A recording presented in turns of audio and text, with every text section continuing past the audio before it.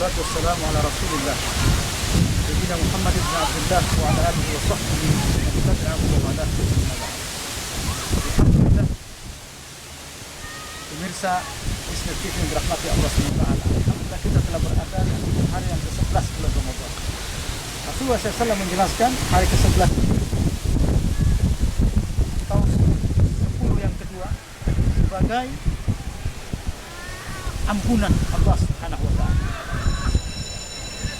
Awsatuhu al-maghfirah, pertengahannya adalah ampunan Allah Subhanahu wa taala.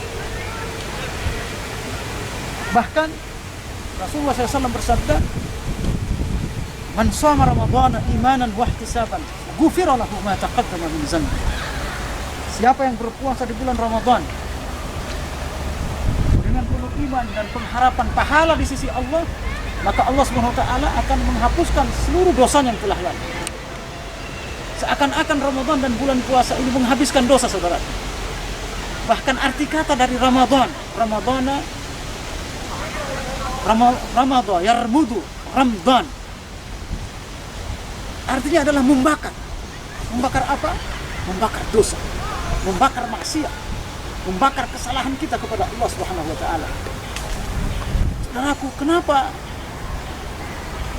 istighfar ampunan Allah Subhanahu wa taala ini menjadi salah satu tujuan utama ibadah puasa Ramadan? Bahkan seluruh ibadah di dalam Ramadan. Kata Rasulullah SAW dalam hadis yang lain, "Man qama Ramadhana imanan wa ihtisaban, ghufira lahu ma taqaddama min dhanbi." Siapa yang melakukan qiyamul lail di bulan Ramadan dengan penuh iman dan keikhlasan kepada Allah, maka Allah mengampuni seluruh dosanya sebagaimana puasa. Karena memang, saudaraku, Allah Subhanahu wa taala menginginkan kita bersih dari dosa. Allah menginginkan kita bersih dari maksiat. Allah menginginkan kita menjadi hamba yang suci, yang tidak melakukan dosa, yang suci dari seluruh kemaksiatan. Saudaraku, mengapa Allah menginginkan kita bersih dari dosa? Karena orang yang bersih dari dosa, dari maksiat, adalah orang terbaik. Dosa memberikan banyak masalah dalam kehidupan kita. Dosa memberikan banyak kesulitan dalam kehidupan kita. Makanya Rasulullah SAW bersabda dalam sebuah hadis yang sahih, "Man lazimal istighfar." Siapa yang selalu melazimkan istighfar, selalu beristighfar kepada Allah Subhanahu wa taala, yukhrijuhu Allahu min kulli hammin faraja. Allah Subhanahu wa taala akan mengeluarkan dia dari seluruh kesusahan yang dia alami. Makanya para salafus soleh sering apabila mendapat masalah, mereka beristighfar pada Allah. Allahumma anta rabbuna la ilaha illa anta khalaqtana wa nahnu abiduk wa nahnu ala ahdik wa wa'dika mastata'na na'udzu bika min syarri ma sana'na nabu'u laka bi ni'matika 'alaina wa nabu'u bi dhunubina faghfir lana fa innahu la yaghfiru dhunuba illa anta. Ya Allah, sesungguhnya Engkau Maha Pengampun, Maha penerima taubat. Ampunilah dosa kami, ya Allah. Sesungguhnya tidak ada yang menerima taubat kecuali Engkau. Demikian para kebiasaan salafus saleh. Mereka ketika mendapat kesusahan, kesulitan dalam hidup, mereka beristighfar kepada Allah. Inilah kehebatan istighfar, saudara. Memudahkan seluruh urusan, mengeluarkan kita dari masalah. Yukhrijuhu Allahu min kulli hammin faraja wa min kulli dhiqin makhraja. Dan dari kesempitan hidup ada jalan keluar. Orang yang selalu beristighfar selalu ada solusi dalam kehidupan. Oleh karenanya, suatu ketika Ibnu Abbas, seorang sahabat yang paling paham Al-Quran, ketika beliau didatangi oleh 3 sahabat yang lain. 3 sahabat ini memiliki masalah yang berbeda-beda. Yang satu sudah menikah puluhan tahun tapi belum dikaruniai oleh Allah seorang anak pun.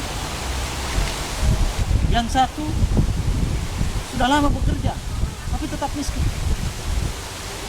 Yang lainnya di negerinya terjadi musim panas yang berkepanjangan sehingga tumbuh-tumbuhan, tanaman tidak ada yang tumbuh. Mereka mengalami musim paceklik yang luar biasa. Mereka mendatangi Ibnu Abbas yang menurut mereka adalah manusia yang paling paham Al-Quran setelah Rasul. Dan memang Ibnu Abbas adalah orang yang paling paham Al-Quran. Mereka bertanya kepada Ibnu Abbas, wahai Ibnu Abbas, berikan solusi kami menurut Al-Quran, karena Anda orang yang paling tahu Al-Quran terhadap masalah dan problematika hidup kami. Ada nggak solusinya dalam Al-Quran? Ibnu Abbas hanya memberikan satu solusi. Apa itu? Banyak-banyaklah beristighfar. Tiga orang tadi bertanya dan heran, mengapa hanya istighfar sementara problematika hidup kami besar-besar dan berbeda-beda? Apa maksudnya? Apa ayatnya? Kemudian Ibnu Abbas membacakan surat Nuh ayat 15 sampai 19, ayat 10 sampai 12. Allah Subhanahu wa taala berfirman, "Faqultu astaghfiru rabbakum innahu kana ghaffara." Wahai ya Allah, aku berkata kepada kaumku, beristighfarlah kepada Allah. Beristighfarlah kalian kepada Allah. Sesungguhnya Allah Maha Pengampun. Kalau kalian sudah diampuni oleh Allah, sudah beristighfar kepada Allah, yursilis samaa 'alaikum midrar. Maka Allah akan menurunkan kalian hujan yang deras. Ayumdidkum bi amwalin wa banin. Dan Allah akan memperbanyak harta kalian. Ayumdidkum bi amwal. Kalian akan diberikan oleh Allah harta yang banyak. Wa banin, dan anak-anak. Sahabat yang mendengar ucapan dan rahasia Al-Quran yang disampaikan oleh Ibnu Abbas ini menjadi heran.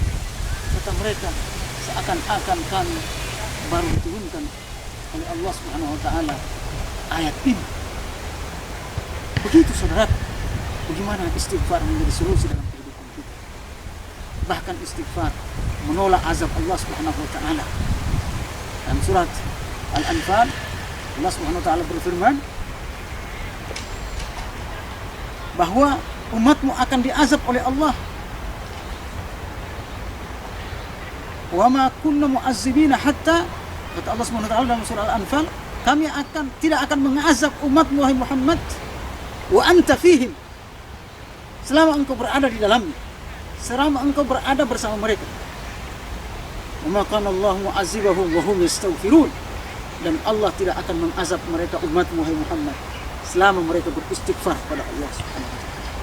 Saudaraku, inilah rahasia mengapa Allah Subhanahu wa taala menghapus dosa kita ketika berpuasa dan beribadah qiyamul lail di bulan Ramadan. Mengapa Rasulullah SAW menjadikan tujuan utama Ramadan adalah menghapus dosa dan agar supaya kita beristighfar pada Allah. Inilah rahasianya. Semoga kita termasuk orang-orang hamba Allah yang diampuni seluruh dosanya di bulan Ramadan ini, sehingga kita keluar dari Ramadan seperti orang yang baru dilahirkan oleh ibunya dari kandungan. Jadi manusia-manusia suci, manusia-manusia yang bersih, insyaallah. Wassalamualaikum warahmatullahi wabarakatuh.